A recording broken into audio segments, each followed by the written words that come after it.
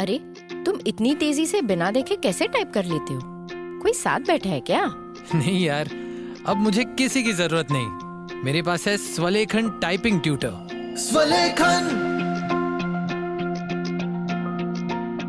स्वलेखन। आज खुद को आजमाओ, निर्भरता की जंजीर तोड़ो। सीखो टाइपिंग स्वलेखन से, अपने हक की जंग लड़ो। मराठी, हिंदी, इंग्लिश सब एक ऐप में फ्री। 78 मजेदार लेसन्स से सीखना हुआ इजी। स्वलेखन से आपके विचार अब बने पहचान। स्वलेखन से लिखो खुद और छू लो आसमान। स्वलेखन। निवांत अंधमुक्त विकासालय लेकर आए हैं स्वलेखन टाइपिंग ट्यूटर, एक अनोखा सेल्फ लर्निंग अनुभव जो रिकॉर्डेड वॉइस के साथ आपको खुद सिखाएगा टाइपिंग की कला। स्वलेखन। मोबाइल के लिए प्ले स्टोर से और विंडोज पीसी या लैपटॉप के लिए SWALEKHAN यानी कि swalekhan.org से ऐप डाउनलोड करें या फिर कॉल करें 9923772375 पर। स्वलेखन।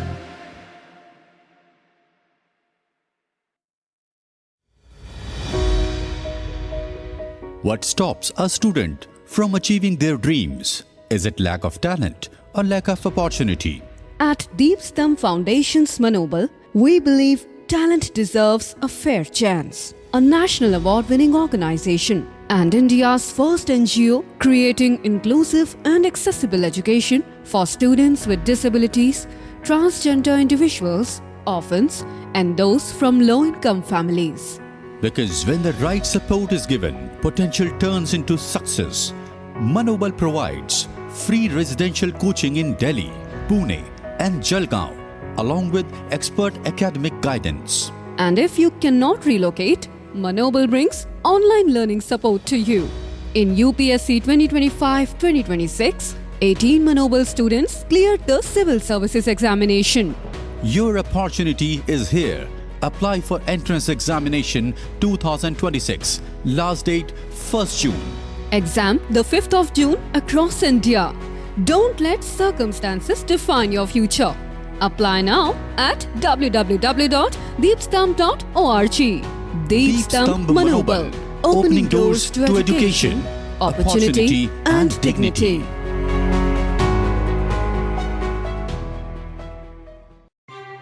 या दोस्तों, नमस्कार, आदाब, सत श्री अकाल। मैं दानिश महाजन प्रोग्राम बदलता दौर में आपका स्वागत करता हूं। प्रोग्राम बदलता दौर में हम आपको डिसेबिलिटी से रिलेटेड अलग अलग टॉपिक्स पर अलग अलग मेहमानों के साथ बात करते हुए मिलते हैं।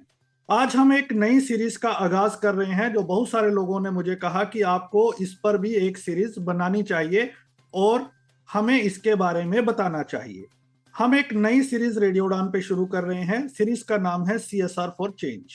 इस सीरीज में हम CSR से रिलेटेड लोगों को बुलाएंगे, समझेंगे कि इंडिया में CSR कैसे काम करता है, CSR की क्या डायनामिक्स है, किस तरह का इम्पैक्ट वो सोचते हैं, किस तरह का एनालिसिस वो करते हैं, किन लोगों को CSR मिलता है और बड़ा विजन और मिशन CSR का क्या है, डिसेबिलिटी के कौन कौन से एवेन्यूज पर CSR काम करता है और कैसे उनको अप्रोच किया जा सकता है।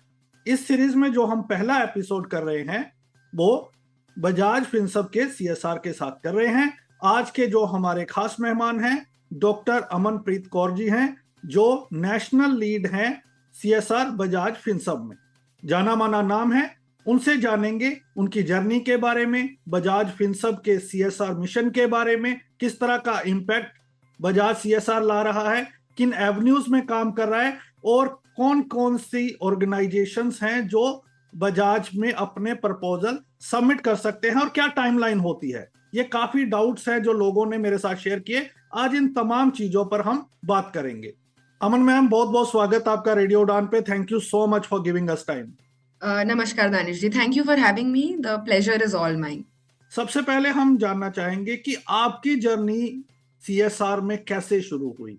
तो ये जर्नी ऐसे कोई बिल्कुल भी बहुत ही ऐसे स्टोरी वैसी जैसी नहीं है, पर ऐसे शुरुआत हुई कि मैं डेंटिस्ट हूँ, डॉक्टर इसलिए है, पर सिचुएशन ऐसी है कि अब मैं नॉन प्रैक्टिसिंग डेंटिस्ट हूँ।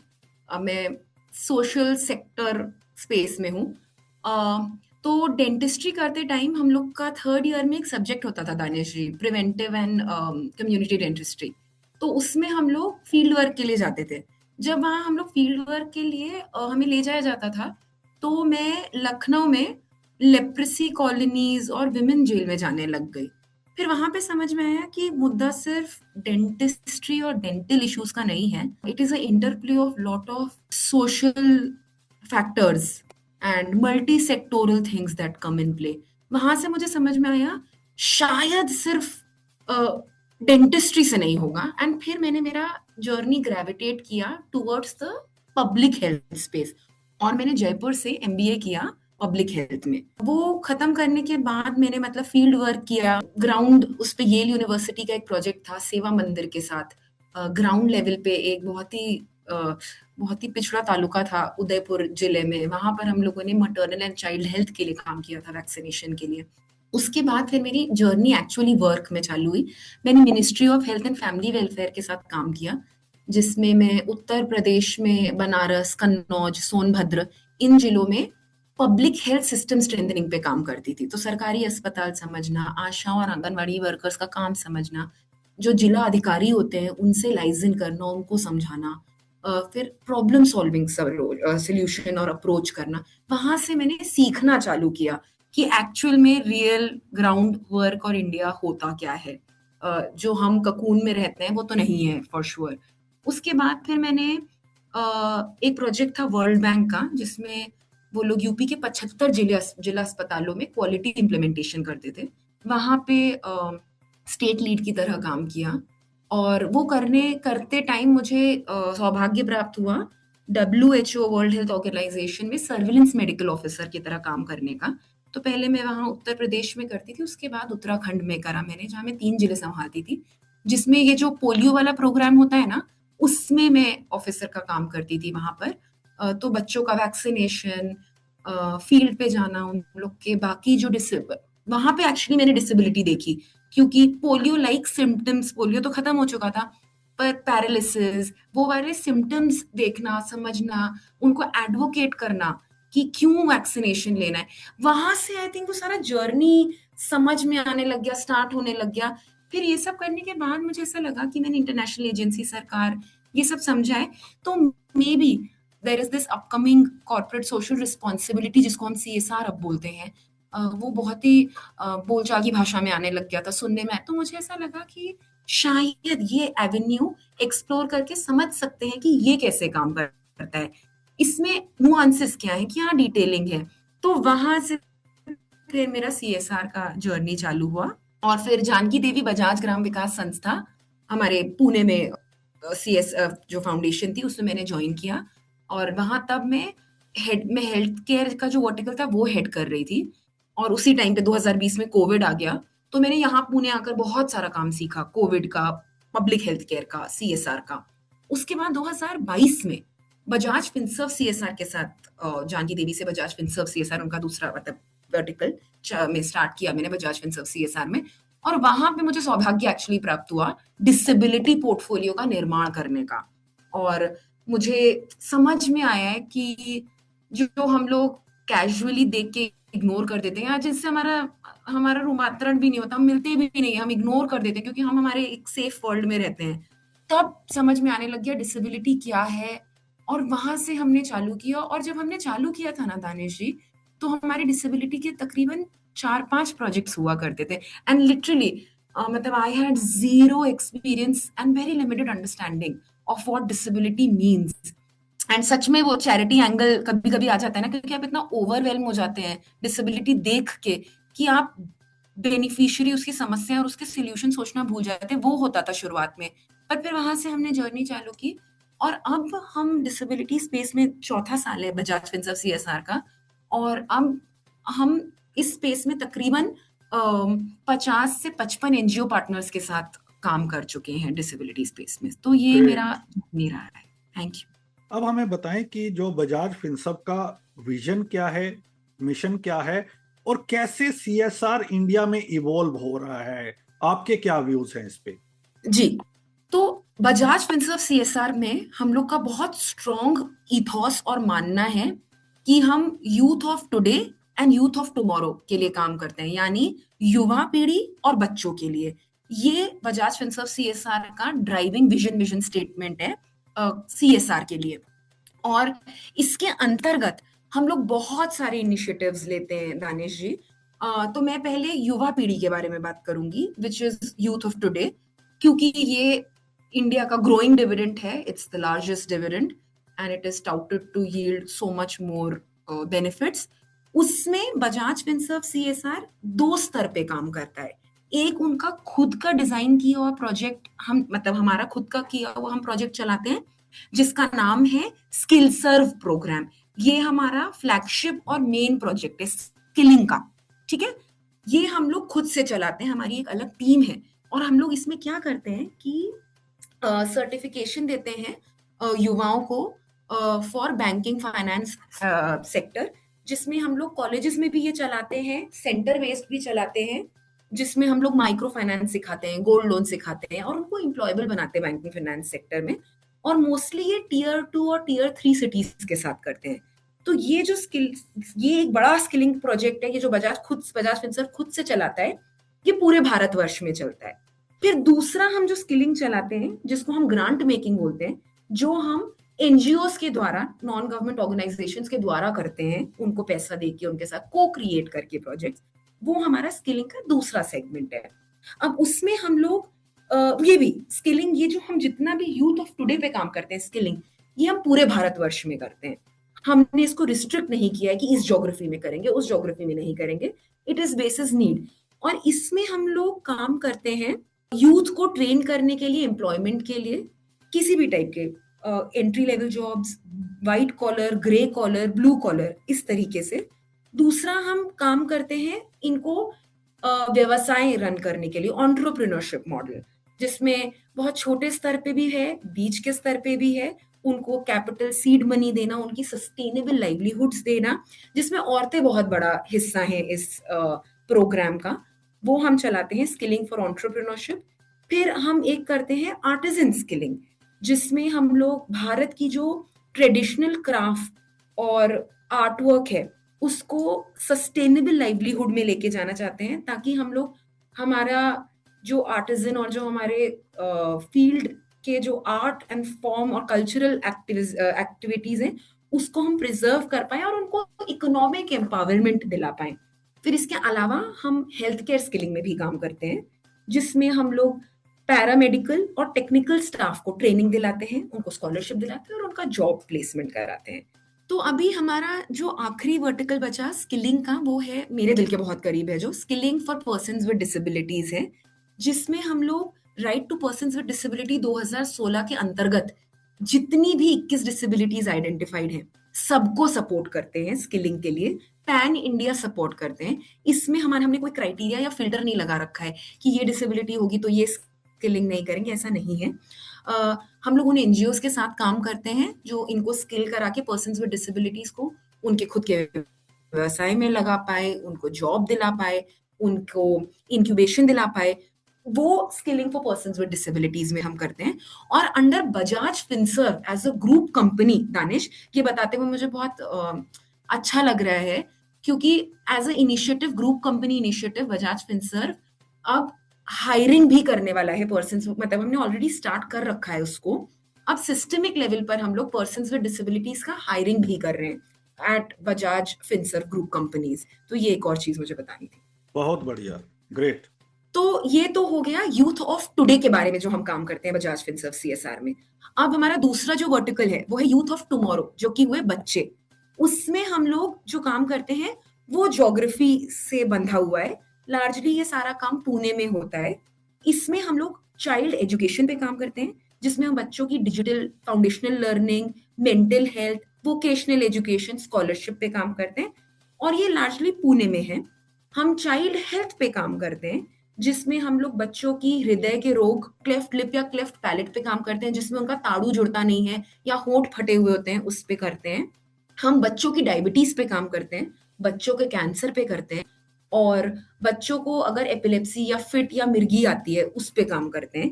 ये भी पुणे में सेंटर्ड है ये इंटरवेंशन। फिर आता है चाइल्ड प्रोटेक्शन, तो जितने भी वल्नरेबल चिल्ड्रन हैं जो ट्रैफिकिंग, लेबर, अब्यूज के रिस्क पे हैं, उन एनजीओज के साथ भी हम काम करके चाइल्ड प्रोटेक्शन पे काम करते हैं। ये भी पुणे केंद्रित है।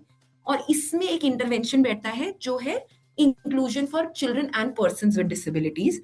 इसमें हम लोग फिजिकल डिसेबिलिटी हो गई, बौद्धिक अक्षमता हो गई, इंटेलेक्चुअल डेवलपमेंटल डिसेबिलिटीज हो गई, इसमें हम वही कोशिश करते हैं कि जितनी डिसेबिलिटीज ले पाए ले सकते हैं।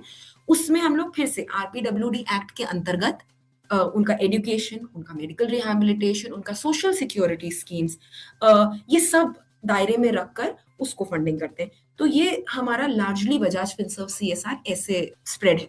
बहुत बढ़िया। अब हमें ये बताएं कि जैसे आपने कहा कि आपके दिल के बहुत करीब है पर्सन्स विद डिसेबिलिटीज वाला एवेन्यू स्किल डेवलपमेंट का। आप तो पूरे इंडिया में ट्रैवल करती हैं, गांव में भी जाती हैं, शहरों में भी जाती हैं। किस तरह के पॉजिटिव चेंजेस आप देख रही हैं सीएसआर की मदद से पूरे इंडिया में, वो चाहे बजाज फिनसर्व की ओर से हो या दूसरी ऑर्गेनाइजेशंस के सीएसआर से हो?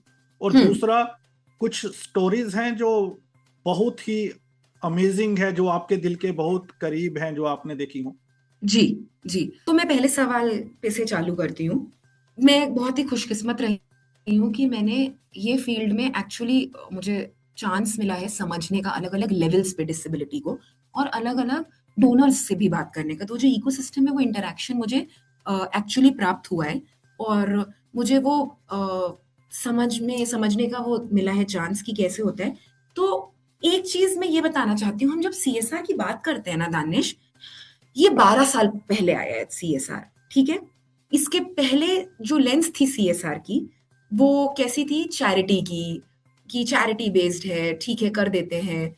पर क्योंकि अब ये मिनिस्ट्री ऑफ कॉर्पोरेट अफेयर्स के अंदर एज अ एक्ट आ गया है और इसके ये लॉ के अंदर आता है, तो एज अ सीएसआर 12 साल हुए इसको। तो ये एज अ वर्टिकल बहुत ही इवॉल्विंग है, नया है, तो वो इवॉल्व हो रहा है। तो ये तो पक्का दिखता है कि जो पहले चैरिटी मॉडल में काम होता था वो चेंज होकर अब काफी स्ट्रीमलाइन होकर स्ट्रेटेजिक मॉडल में काम होता है। मतलब कहने का ये अर्थात है कि जो डोनर्स हो गए या जो कोई भी फंडिंग एजेंसीज हो गई, वो ये बदलाव समझने लग गई हैं कि जो प्रोजेक्ट है उसके दायरे कैसे देखने हैं, उसके पैरामीटर्स कैसे देखने हैं। सिर्फ शायद ये देख के खत्म नहीं कर देना है कि 1 साल में ही प्रोजेक्ट खत्म हो जाना चाहिए, इम्पैक्ट बात तक आना चाहिए। वो मैच्योरिटी आ रही है इस स्पेस में अभी, और लोग स्ट्रैटेजिक पॉइंट ऑफ व्यू से सोचने लग गए हैं, लॉन्गर एंगेजमेंट सोचने लग गए हैं, पैसा किस चीज में देना है वो सोचने लग गए हैं। ये कहने के बावजूद मुझे मालूम है कि अभी भी वो अभाव है कि कैसे इंप्रूव करना है, क्या करना है, वो है डेफिसिट। पर like I said, it's evolving, it will grow. और इसके साथ साथ ना मैनेज में एक पॉइंट और बताना चाहती हूँ आपको। करीबन 10-15 हजार कंपनीज हैं जो सीएसआर करती हैं, तो जो टॉप 200 है वो आपको देती हैं अधिकतर अमाउंट ऑफ सीएसआर डोनेशन। उसमें से जो ये टॉप 200 है उसके बाद फिर 300 है, उसके बाद रिमेनिंग आती है।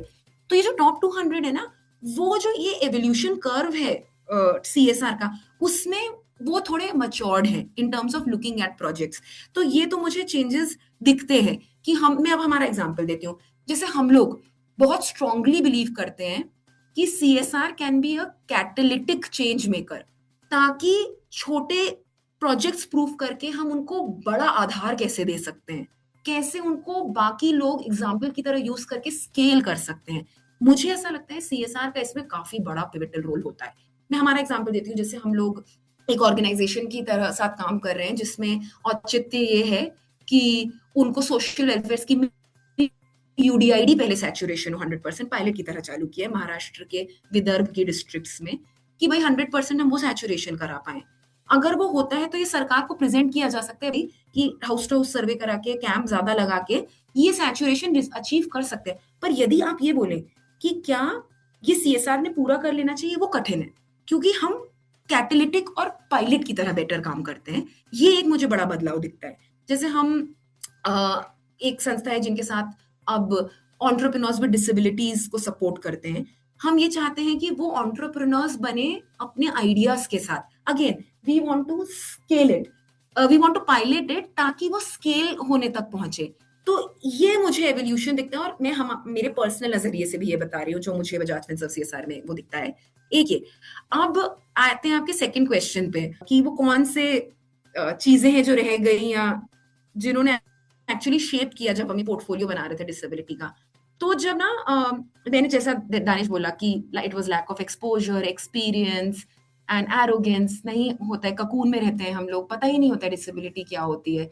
तो जब हम ये पोर्टफोलियो समझने की कोशिश कर रहे थे, मेरे टीम मेंबर्स श्रुति, सुरभि और मैं, हम लोग विजिट्स करते थे गांव में जाकर, कहीं भी जाकर, समझने के लिए डिसेबिलिटी होता क्या है, समझ में तो आना चाहिए बेनिफिशियरी कौन है। तो एक ऐसा दो ऐसे मोमेंट्स हैं जो हमेशा मेरे को हेल्प करते हैं कभी भी प्रोजेक्ट्स डिजाइनिंग और लेने के लिए और एनजीओ को कंसिडर करने के लिए। हम राजस्थान के एक संस्था में गए थे जो persons with deaf, children with deaf के साथ काम करती है। तो उसमें ना मेरा कभी एक्सपीरियंस नहीं था दानिश। तो मैंने क्या देखा, हम क्लासरूम में गए, बहुत सारे बच्चे बैठे थे जो दिव्यांग थे, सुन नहीं पा रहे थे, और टीचर थे। तो हम क्या एक्सपेक्ट करते हैं, कभी भी कोई भी क्लासरूम में बातचीत होती है, there is sound vibration.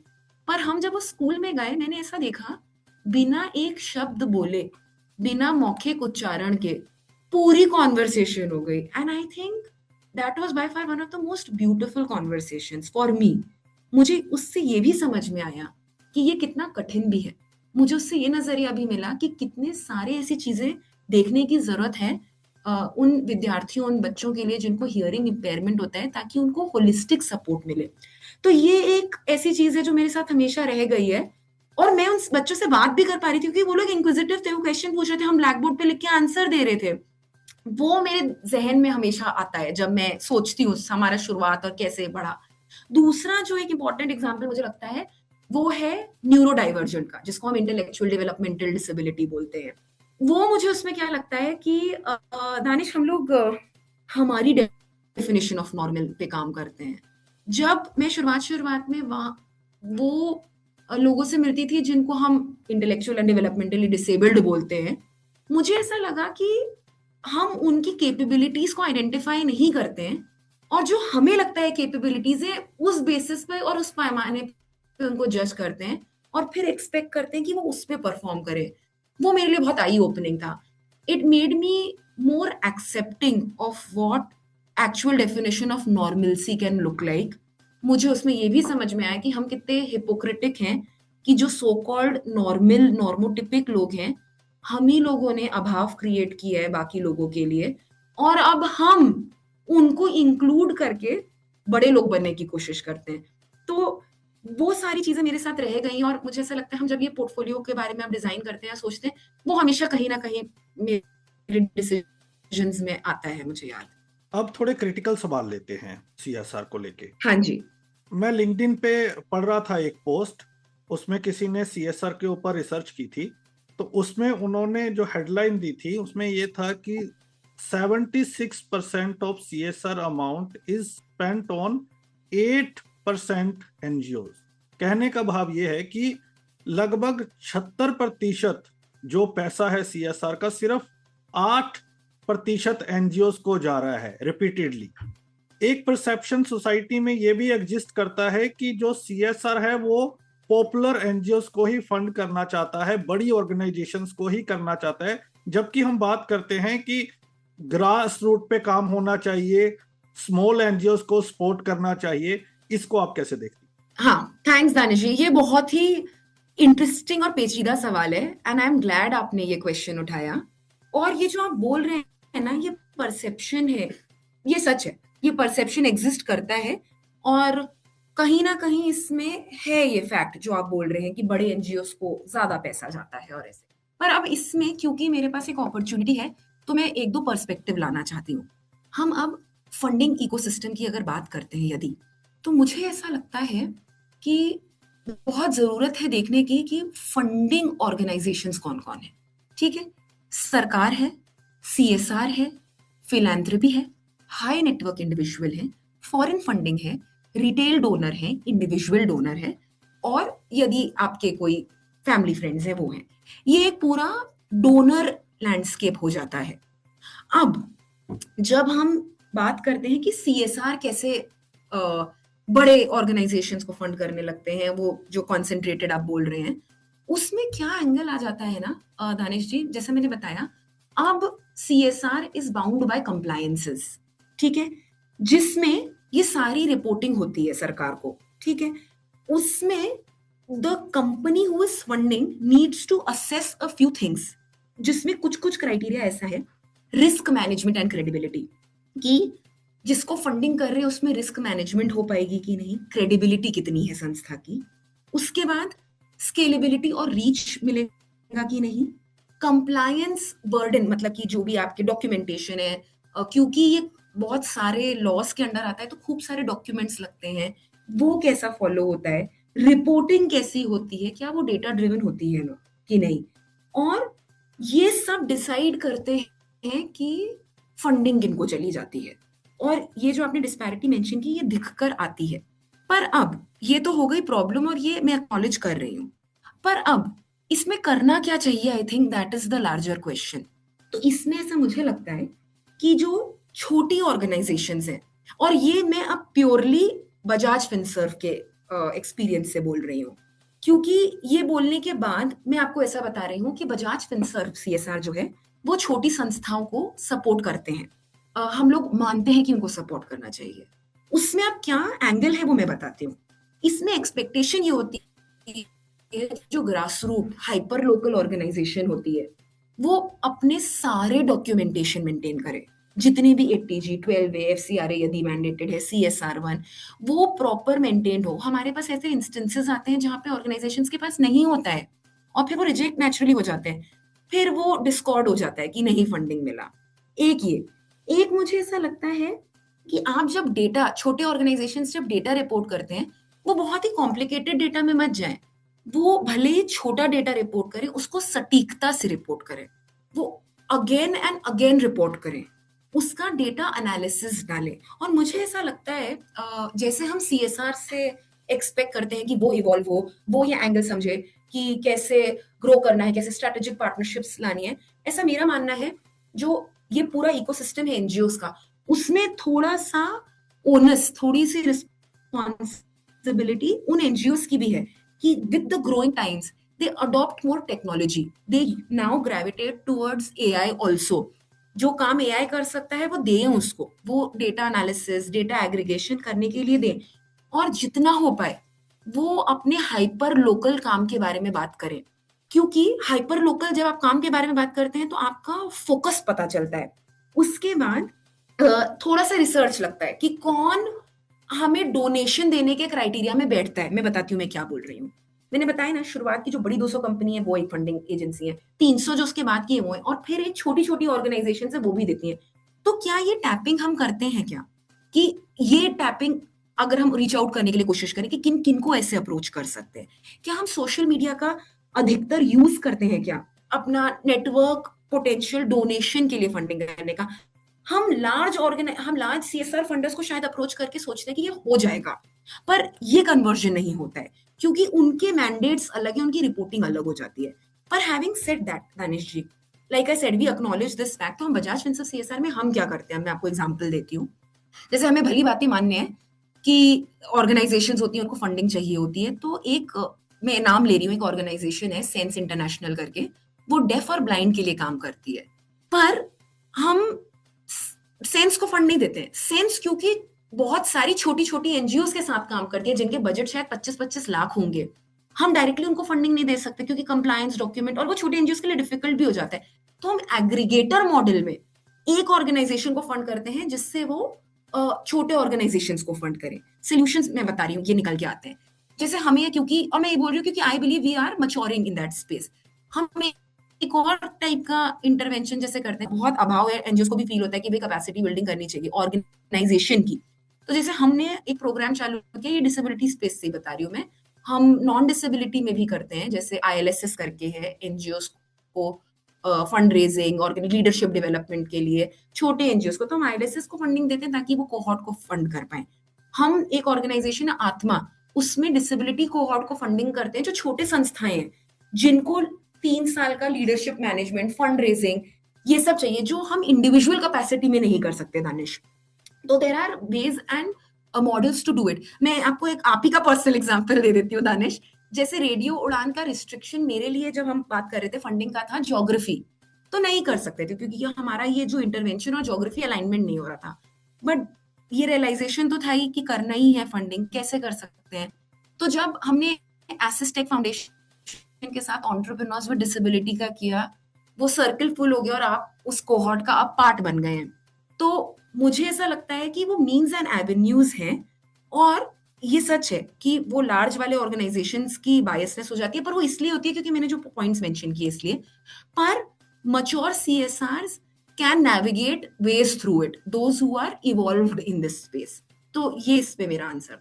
Ji, I am glad that you are very vocal and open about it, and I want people to get clarity. I think यही पॉडकास्ट का मतलब होता है करने का, कि जो चीजें अनसॉल्व्ड हैं, जो रिजॉल्व नहीं है, वो लोगों तक पहुंचे।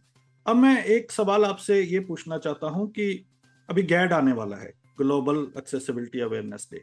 जब मैं लगभग 15 सालों से रिपोर्टिंग कर रहा हूं इस पे, 15 साल पहले मैंने जो डेटा पढ़ा था वो आज भी वैसे का वैसा ही है।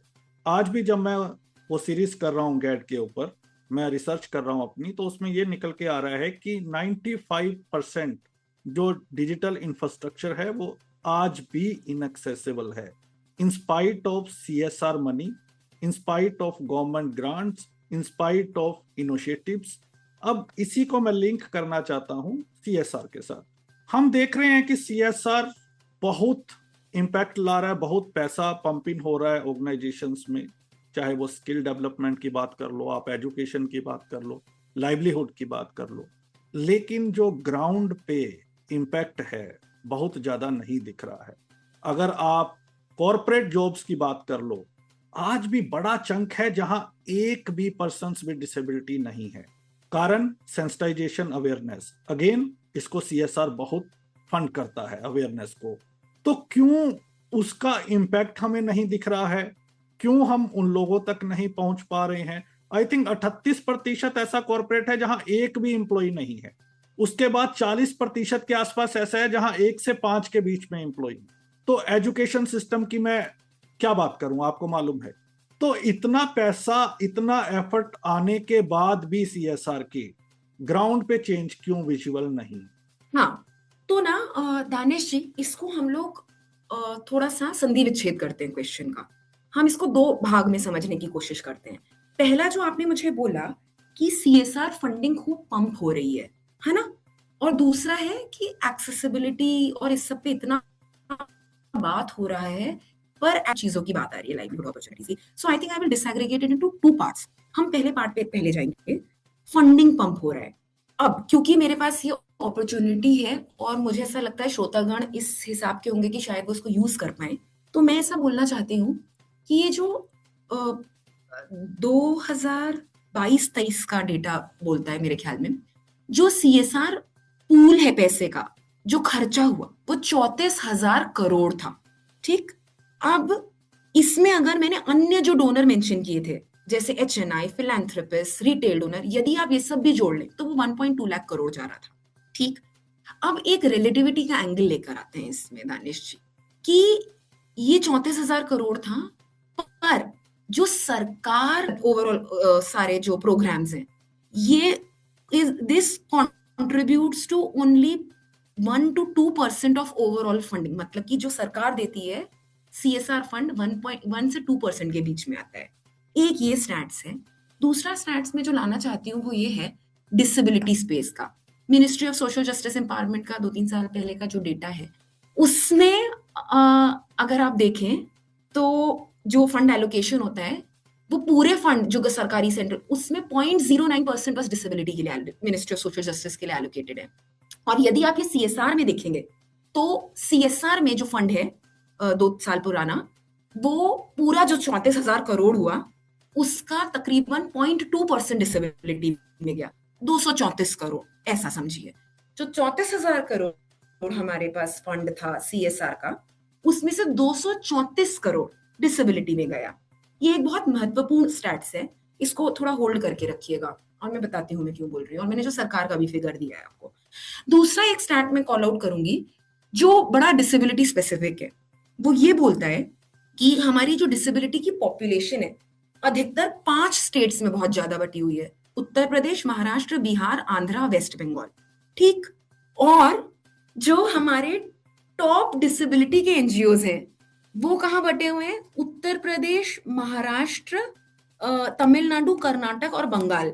जबकि इसमें से आंध्र प्रदेश और बिहार, जहां ज्यादा पॉपुलेशन है, वहां डिसेबिलिटी के एनजीओज नहीं बटे हुए हैं।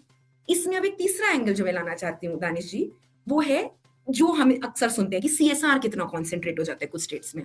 उत्तर प्रदेश, महाराष्ट्र, इन स्टेट्स में सीएसआर है डिसेबिलिटी, मतलब पैसा जाता है ज्यादा। उसके अलावा गुजरात, कर्नाटक और तमिलनाडु को जाता है।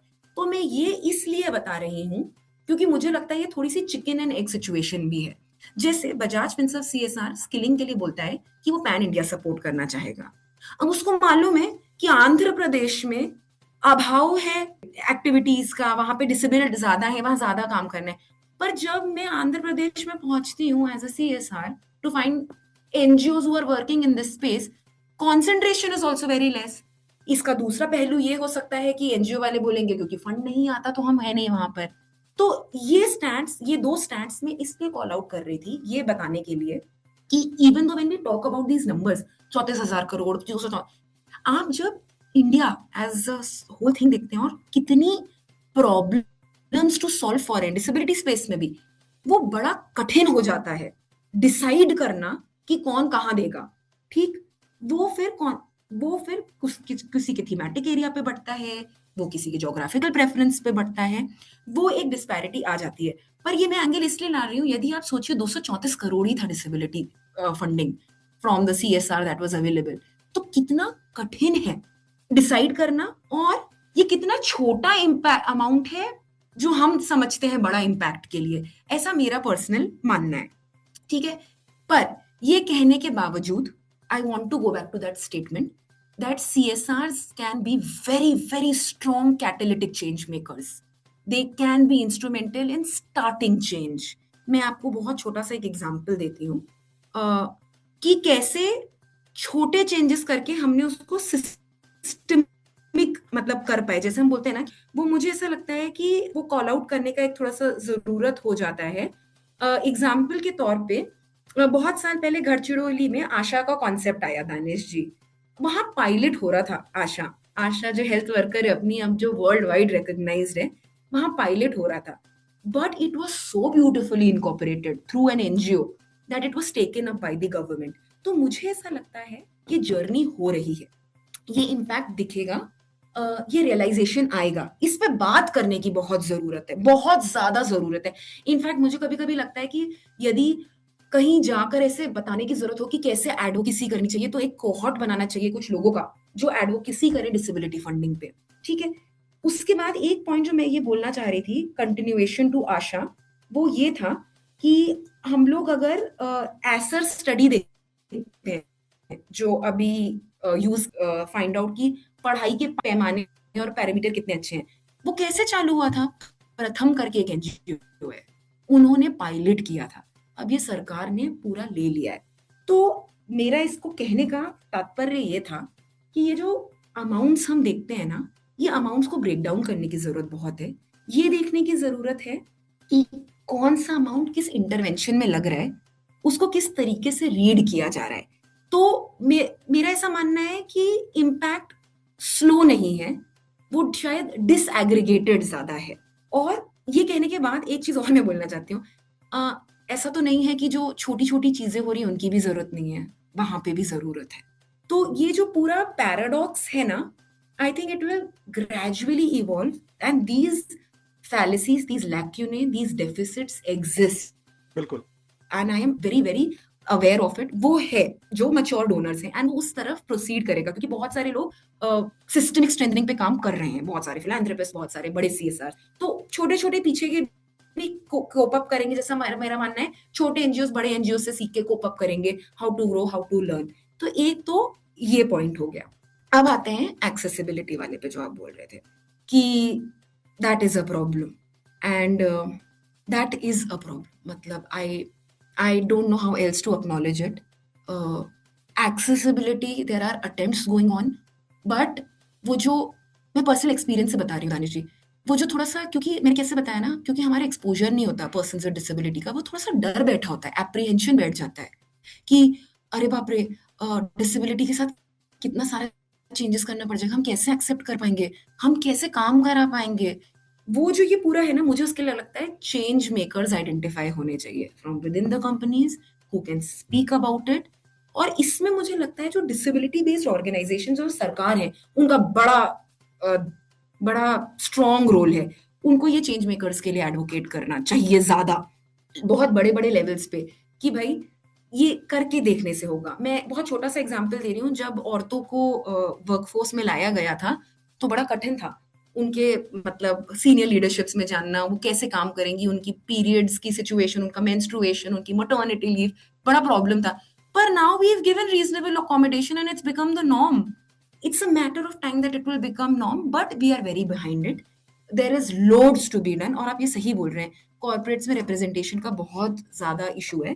धीमे धीमे एफर्ट्स हो रहे हैं इसमें, लार्ज लेवल पे एडवोकेसी चाहिए। और इसके साथ मैं एक चीज बस ऐड करना चाह रही हूँ, क्योंकि हम एडवोकेसी पे बात कर रहे हैं, तो बजाज फिनसर्व सीएसआर के थ्रू हम लोग अपनी बेसिस से जितना एडवोकेसी रिसर्च बेस्ड प्रोजेक्ट्स पे काम कर सकते हैं, हम वैसे इंटरेस्टिंग प्रोजेक्ट्स लेकर जाते हैं। जैसे हम एक संस्था है एनसीपीडीपी, उनके साथ काम करते हैं, जिसमें हम लोग कोशिश कर रहे हैं मेंबर ऑफ पार्लियामेंट्स के फोरम को एक्टिवेट करने का, ताकि वो डिसेबिलिटी पे पार्लियामेंट में मुद्दे वॉइस कर पाए, उनकी थोड़ी सेंसिटाइजेशन हो, और यदि रिप्रेजेंटेशन हो किसी पर्सन विद डिसेबिलिटी की एट दोज लेवल्स, तो ये it's a long drawn effort. इस पे बातचीत की जरूरत है, जैसा आप बोल रहे हैं, और बहुत सारी बातचीत की जरूरत है, बहुत सारे मल्टी सेक्टोरल कोलैबोरेशंस की जरूरत है इस पे।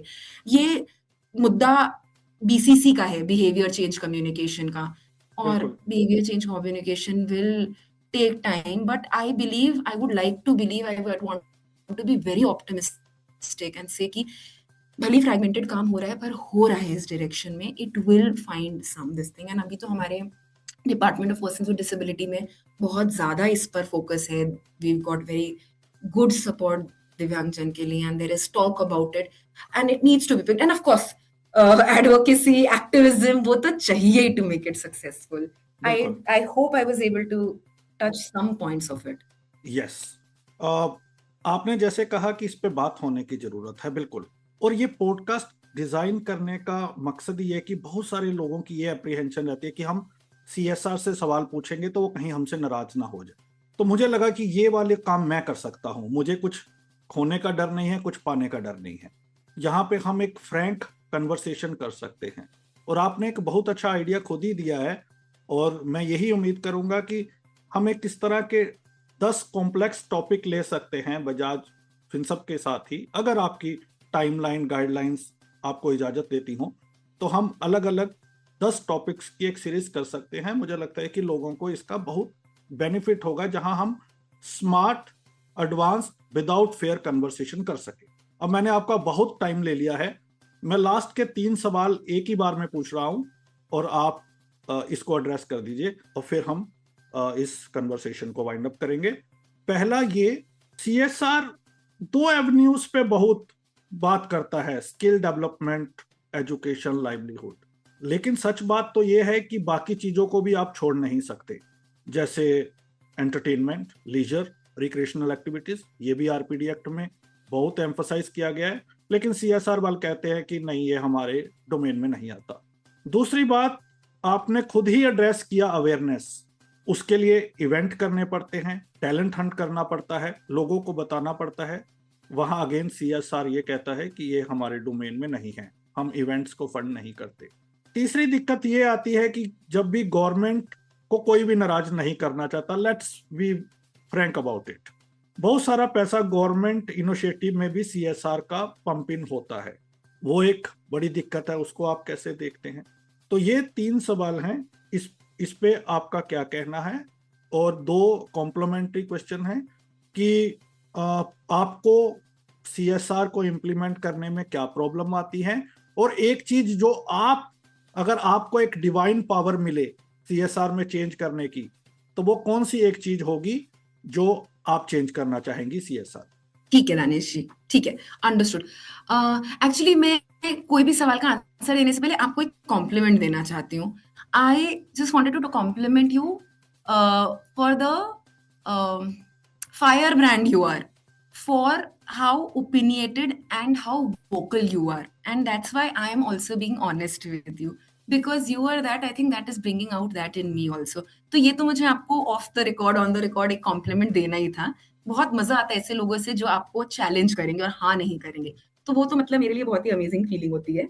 तो उसके लिए thank you for being you. Thank you. Now we will go to the question. तो पहला जो ये अवेयरनेस लीजर वाला है, इसका एक सोल्यूशन है मेरे पास. वो कैसे हो सकता है?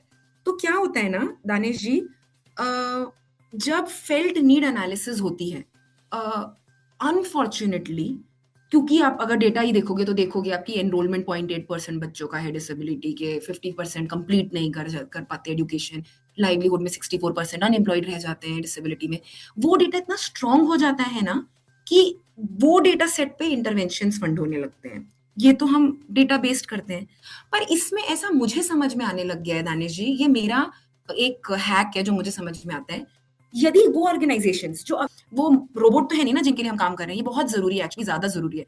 मुझे ऐसा समझ में आने लग गया है, जो ऑर्गेनाइजेशन एजुकेशन और इन सब में काम कर रही है, अगर ये जो दूसरी ऑर्गेनाइजेशन है, if they can club together, तो बड़े सबसेट में अगर छोटा सबसेट इवेंट अवेयरनेस ऐसा हो, तो दैट वर्क्स वेरी ब्यूटिफुली. फिर किसी CSR के मैं माइंडसेट से भी बता रही हूँ, उनके दिमाग में ये नहीं रह जाएगा कि इसकी रिपोर्टिंग या इसको अचीवमेंट कैसे करना होता है, क्योंकि दिस कैन बी डन. तो आप यदि जैसे हम लोगों ने एक NCPTP का स्कॉलरशिप का प्रोजेक्ट फंड किया था, पर हमने उसमें उनका रिसर्च एंड अवेयरनेस एम्बेड किया था, क्योंकि हम भी सीख रहे थे. पर मुझे समझ में आया कि दैट एक्चुअली वर्क्स, बिकॉज तो सपोज कोई संस्था रेडियो उड़ान इवेंट्स करती है, फैशन शो करती है, अवेयरनेस करती है, बहुत अमेजिंग अमेजिंग एंटरटेनमेंट चीजें करती है. If you can club with an organisation which is doing the main things, मतलब मेन इन द सेंस जिनको ज्यादा पैसा में, अगर वो क्लब करके ये इंटरवेंशन उसका पार्ट बन जाए, तो I think that will ease out in getting focus to this. ये मुझे इस आपके सवाल पे बोलना था, जो आपने सवाल पूछा था. इसका एक मुझे जो सरसरे मतलब मोटे मोटे तौर पे जो सोल्यूशन आया वो मैं दे रही हूँ, क्योंकि मुझे लगता है उससे फंडिंग मिल जाती है, क्योंकि ये इंपॉर्टेंट चीज है. इसके बाद आप क्या पूछ रहे थे कि गवर्नमेंट को पैसा जाता है. वो है, गवर्नमेंट को जाता है, पर I feel very proud to say this that हम बजाज फिनसर्व CSR के साथ काम करते हैं, और इन्होंने CSR 12 साल पहले चालू नहीं किया. This is a legacy of Jamnalal Bajaj, and this has been a family philanthropy. This is based on Gandhian philosophy. This is based on giving back to the society. तो शायद ये तो दायरे में बाद में आए हैं CSR के, ये कब से गिविंग कर रहे हैं. तो वो जो ईथॉस है ना, वो कंपनी की एम्बेडेड है अभी भी बजाज फिनसर्व CSR में. तो मुझे ऐसा आपको बताने में अच्छा लग रहा है कि हमारे जो फंड्स होते हैं, वो हम जो हमारे प्रोजेक्ट्स के लिए निर्धारित करते हैं उसमें डाल के रखते हैं. यदि वो यूज नहीं होते हैं तो उनके यूज करने का उनको समय दिया जाता है एज पर लॉ. हम लोग कोशिश करते हैं कि इस तरीके से ये मेंटेन करें ये पूरा सिस्टमिक ट्रांजैक्शन. तो चैलेंज के पॉइंट ऑफ व्यू से ना मैं बताती हूँ, हम लोग जब मतलब मैं अब this is again very personal, how this is how we go about it. मुझे बिल्कुल परेशानी नहीं होती अगर प्रोजेक्ट कठिन हो, प्रोजेक्ट में डिफरेंट लेयर्स हो. Actually I find it quite interesting. वो हमारी टीम श्रुति सुरभि में हम लोग को बहुत इंटरेस्टिंग और चैलेंजिंग लगता है actually, to be very honest. हम सीखते हैं क्योंकि हमारा सेल्फिश इंटरेस्ट भी है. दिक्कत कहाँ आती है दानिश जी, जब हम काम करना चालू करते हैं और समझ में आता है कि प्रोजेक्ट डिजाइनिंग का थॉट अधूरा रहेगी. बैक की बात करते हैं जो अब हम करते हैं 3 साल 4 साल बाद, तब हमें सिर्फ आउटपुट और आउटकम का सिर्फ एक नजरिया मिलता है. या जब हम रिपोर्टिंग या डॉक्यूमेंट्स मांगते हैं, तो ये बहुत बेसिक प्रॉब्लम है, पर मैं बता रही हूँ ये होता है कि आपको साल में सपोज 4 बार पेमेंट्स करने होते हैं किसी एनजीओ के लिए. अब क्योंकि ये तो MOU में लिखा है, तो ये तो एनजीओ के पास से आना चाहिए. हम क्या फेस करते हैं, अक्सर ऐसा हो जाता है हम ही याद दिला रहे होते हैं कि प्लीज करके दो, प्लीज करके दो. तो वो जो बहुत ज्यादा फॉलो अप है, बार रिमाइंडर वाला जो काम हो जाता है ना, डिफिकल्ट हो जाती है करना. तो वो हम लोग को ज्यादा और वो चैलेंजिंग आता है. और दूसरी चीज जो हम लोग बहुत बहुत मतलब बजाज ईथॉस के साथ करते हैं कि ऑर्गेनाइजेशन का इंटेंट, क्रेडिबिलिटी बहुत होना चाहिए. बाकी डेफिसिट्स तो हर जगह ही होते हैं, कॉर्पोरेट्स जो टारगेट देते हैं वो नहीं मीट होते तो वो रिवाइज हो जाते हैं, तो वो तो हम एनजीओस को भी एक्सपेक्ट नहीं करते। अगर कोई 100% अचीव कर रहा है तो उसमें ही प्रॉब्लम है एक्चुअली, तो वो सारा हम अलाउंस करते हैं, वो सब समझ में आती है हमें, which is very normal to happen, those things are okay. हमारा ज्यादा समस्या इन चीजों पे आता है, यहाँ पे हम लोग थोड़ा सा स्ट्रगल करते हैं। तो ये बहुत ही ऐसे मतलब बहुत ज्यादा ऑप्टिमिस्टिक थिंकिंग मेरा मुझे जो लगता है होना चाहिए, एक नेशनल एक्सचेंज पोर्टल होना चाहिए, mapping the ecosystem in play. मैं बताती हूँ उसमें मैं क्या बोलना चाह रही हूँ। अभी बजाज फिनसर्व CSR है, एचटी पारेख फाउंडेशन है, विभिन्न प्रकार के डोनर्स हैं, फिलैंथ्रोपिस्ट हैं, विभिन्न 62,000 एनजीओज हैं डिसेबिलिटी स्पेस में, 62,000, ठीक। वो क्या प्रोजेक्ट्स करते हैं, हमें अगर एक जगह ये डेटा टैबुलेट कर पाए, है ना, वो डेटा कोई भी एक्सेस करके रीच कर पाए उसे और यूज कर पाए, मुझे ऐसा लगता है वो बहुत बड़ा गेम चेंजर है। उस पे बहुत मैं आपको एक छोटा सा एग्जांपल दे, जैसे अभी ये तो बड़ी स्टेटमेंट दे दी मैंने, विजन स्टेटमेंट, स्टेप्स भी होने चाहिए उसके नेचुरली। तो मुझे ऐसा लगता है कि एमसीए के पास हम लोग देते हैं सब लोग सारे CSR डेटा वगैरह, पर अभी क्या है, डिसेबिलिटी डेटा डिसएग्रीगेशन नहीं है जैसे, ठीक, तो वो पता नहीं चल पाता। जो हम लोग को पता चलता है वो डेटा बहुत एक्सेसिबल नहीं है और वो बहुत एनालिटिकल नहीं होता। अगर वो अवेलेबल हो जाए तो उससे भी बड़ी बात बन सकती है। डोनर, वो जो ईज है ना, मुझे लगता है वो एक चेंज हो जाएगा, एक बड़ा सा प्लेटफॉर्म आ जाए। जैसे मैं बजाज फिनसर्व का बता रही हूँ, हमारे प्लेटफॉर्म्स बने हुए हैं, अब हमें कोई डेटा डालना है, ढूंढना है, हमने एनजीओ का नाम डाला, मुझे दिख जाता है कि ये एमओयू इतने से इतने पीरियड के लिए इतना अमाउंट है, इतना बचा है, इतने बेनिफिशियरी और इतना इंटरवेंशन है, तो मैं मेरे डिसीजंस ले सकती हूँ और उसने इस टाइम पे ये काम कंप्लीट किया था कि नहीं। This is what I feel has to happen at the ecosystem level. There is, जहाँ पे मल्टी सेक्टोरल कोलैब की जरूरत है, और इसके लिए मुझे लगता है जो डोनर एजेंसी है ना, उसका भी एक बड़ा रोल है। हम लोग फैसिलिटेट कर सकते हैं ये मल्टी सेक्टोरल कोलैबोरेशंस, और हम करते भी हैं। दानिश जी, मतलब I would like to just tell this कि हम ट्रांजैक्शनल वैल्यू सिस्टम पे बिलीव नहीं करते हैं जियो के साथ।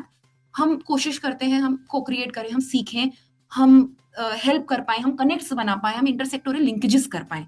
तो मुझे लगता है ये छोटे छोटे स्टेप्स लेके वो जो बड़ा, इसमें गवर्नमेंट का भी इन्वॉल्वमेंट की जरूरत है कि you know to have that whole visibility of the landscape at the dashboard level और something. I think that would be a true game changer. Last सवाल, जिसके लिए ये पॉडकास्ट सारे लोग सुन रहे होंगे, अगर लोगों को बजाज फिनसर्व में अपना प्रपोजल डालना है तो what is the way out? हाँ, so there is LinkedIn, we have our website, you can reach out to us through that, you can directly reach out to us, and yeah, so the social media channels and platforms work easily. Is there any email And ID? you can reach out to us at csr@bajajfinserv.in. Thank you so much for sharing this email ID. बहुत मजा आया doctor Aman ji आपसे बात करके। You are very honest about the questions I have asked, और मुझे लगता है कि इससे बहुत सारे लोगों को क्लैरिटी मिली होगी। Looking forward to many more conversations like this. Thank you so much once again for joining us. Thank you, Danish ji. Namaskar. And the pleasure truly was all mine. I'm so happy we could have a candid conversation. Please let this catalytic change going on. All the best. Thank you. तो listeners, बात की आज हमने doctor Amanpreet Kaur ji से, जिन्होंने बताया Bajaj Finserv के CSR के बारे में, ये कैसे काम करता है, क्या बड़े चैलेंजेस आते हैं CSR को भी, क्या एनजीओस की अप्रोच होनी चाहिए, किस तरह का चेंज वो देखना चाहते हैं, किस तरह की एनजीओस की अप्रोच होनी चाहिए। बार बार रिमाइंडर्स उनको भी नहीं देने पड़ने चाहिए। अगले सप्ताह मुलाकात करेंगे किसी और पर्सनैलिटी के साथ, बात करेंगे CSR की किसी और स्टोरी के ऊपर। दीजिए इजाजत, सुनते रहिए रेडियो डाना flight of life. Bye bye.